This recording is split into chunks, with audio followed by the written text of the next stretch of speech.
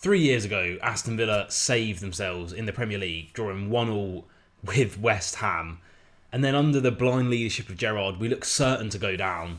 And now we are in the top 8 teams in Europe as we have beaten Club Brugge 6-1 on aggregate to go through to the quarter-finals of the Champions League. I can't believe I'm even saying that. In today's video, we're going to be looking at both legs, summarising the performance and looking ahead to that PSG quarter-final clash in early April. I literally can't wait. And if you are enjoying Aston Villa and Premier League, Champions League, whatever it is, content on the channel, or even if you like me, leave a like, subscribe down below as we are on the road to 3,500 subs, and every single one of you Villa legends is much appreciated. But let's have a little look at the sofa score of Aston Villa versus Club Brugge. Like I say, we beat Club Brugge 3-1 on aggregate, and that began over in Belgium, and we won 3-1.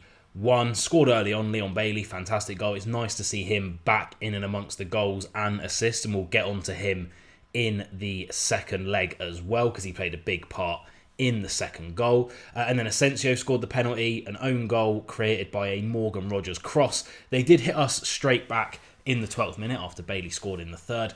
And to be honest with you, I didn't actually think we played that well. Away from home, we're shoddy, we're a little bit all over the place, and we really struggle in games in terms of to get into our patterns of play, our style of play.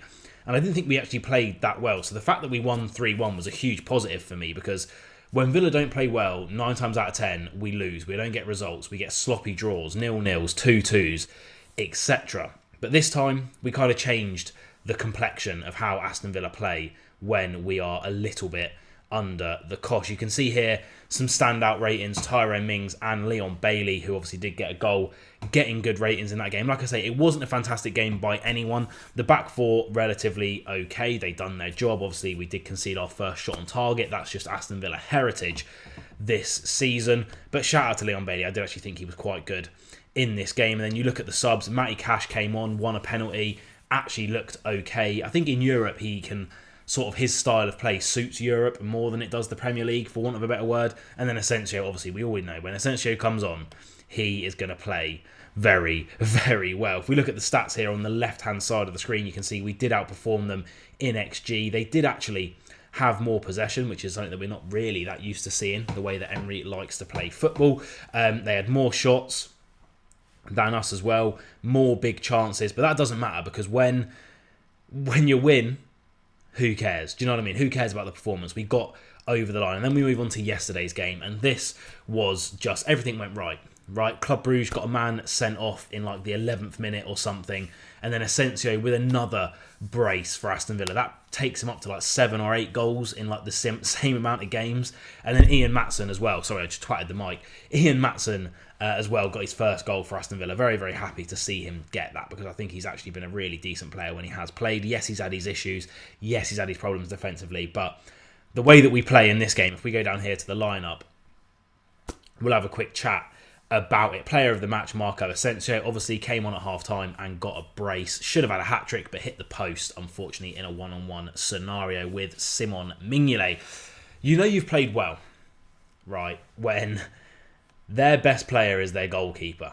It could have been more than 3. Let's just put it that way, and that's putting it nicely. But again, we've kept a clean sheet, which is always nice for Villa at the moment, to keep clean sheets. That's our second clean sheet in a row after the 1-0 win against Brentford. But what's interesting about how we lined up, and what's interesting about having Rashford in the team, is I think that when we see Rashford in the starting lineup, we're going to see more and more of Ian Maatsen, because when we play Jacob Ramsey there, when we play Morgan Rogers there, they float in, and they're kind of like a, you know, back in the day there was the position of the inside forward, right, or the inside winger.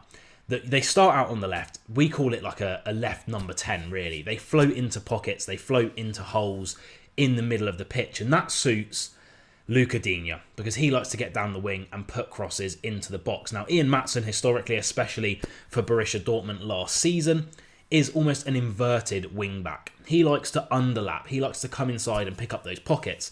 So with Rashford playing, who stays very much out wide on his fullback, drags the fullback out wide because they know that Marcus Rashford is a threat, and he proved it in this game. getting yet another assist for Aston Villa, but he has to get a goal soon. Come on, Marcus. He played fantastically, though, nevertheless. And you can see Ian Maatsen actually got the same rating as Marco Asensio, so joint player of the match, for want of a better word. But Rashford staying wide, dragging that fullback out to him, allows Ian Maatsen to come and float and pick up those more central positions, and that's how he actually ended up getting that goal. That goal was from the 6-yard box, like almost the middle of the 6-yard box. So those two, I think we're going to see them start together a lot, especially in Europe. Look for Marcus Rashford on that outlet. We're going to be counter-attacking against PSG. Get Ian Maatsen on the underlap and try and kill them with the space between their right centre-back and their right-back. Also, shout out Tyrone Mings, Ezri Konsa. We kept a clean sheet. Absolutely lovely. Like I say, second clean sheet that the pair have kept in a row, although the clean sheet against Brentford could probably get put down mainly to Axel Disasi, who was fantastic. Yuri Tielemans, my Aston Villa player of the season so far. Another outstanding performance. Ollie Watkins, I really don't know what's going on with him, but he is really not playing fantastically at the moment. Could have had 2 or 3 against Brentford. Did get his goal in the end, fair enough. But there was a point in this game where there was a 4-on-2 attack, and he just done the most lackadaisical attempt at a shot from the halfway line for some reason. And you could see all the other attackers across the line just throwing their hands up. Came off injured at half-time. I think we're going to see probably a bit more of Donyell Malen in the Premier League going forward. John McGinn done all right in the number 10. Again, I'd prefer Morgan Rogers in the 10 and probably Leon Bailey starting out on the right. Because I think, behind an Ollie Watkins or a Donyell Malen, if you have Rashford, Bailey and Rogers, the world is in trouble. But everyone else actually played okay. If we go on to the subs here, you'll see Leon Bailey came on, got an assist. Again, it's really, really good to see Leon Bailey back getting goals and assists, purely because I got him on my away kit, so I kind of want him to be back in there. It was good to see Pau Torres get some minutes as well. Jacob Ramsey coming back. We have so much talent. Onana was back on the bench as well, which was really, really good to see. And as standard, more possession, more expected goals. I mean, their expected goals was 0.12. 4 big chances to their 0.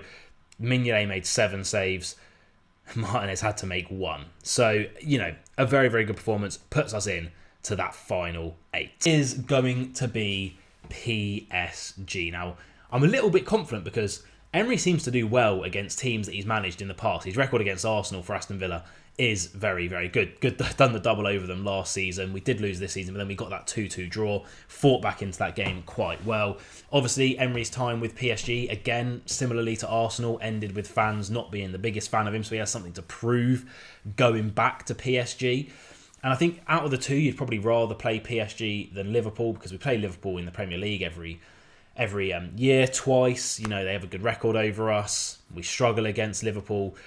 Even this season, we did get the draw against them, but let's be honest, they probably should have won that game purely because of the chances that they had. PSG are a bit of a wild card. Yes, they have a super team, but the level of competition they're playing every week, they're probably going to be a bit more susceptible on the counter as well. It's going to be tough, don't get me wrong. It's going to be a really hard game. PSG are one of the best teams in the world. They're one of the richest teams in the world. They have a super team, especially in terms of their forward line. Dembele has been absolutely brilliant for them this season. Bradley Barcola has been a bit of a sensation coming into the team. But we have to keep the faith. We have to be positive. And, it's going to be beginning of April. How are we going to do it? How are we going to win? How are we going to do? I don't even know. We have a few weeks off now. We don't play football for, I think, 3 weeks or 2.5 weeks until we play Preston in the FA Cup again. A game that we're going to be able to rest players. The PSG games do come at a bit of an awkward time for Villa because we have to play them in between playing Nottingham Forest and Newcastle in the Premier League, which are two teams that, above us. We have to win. We have to climb up the table. So it's going to be really hard. But this is the pressure that is a privilege that comes with being in the final 8 of the Champions League. And I personally cannot wait. Let me know what you think down below in the comments. I'll see you guys soon. Peace out. Up the Villa. Come on, boys.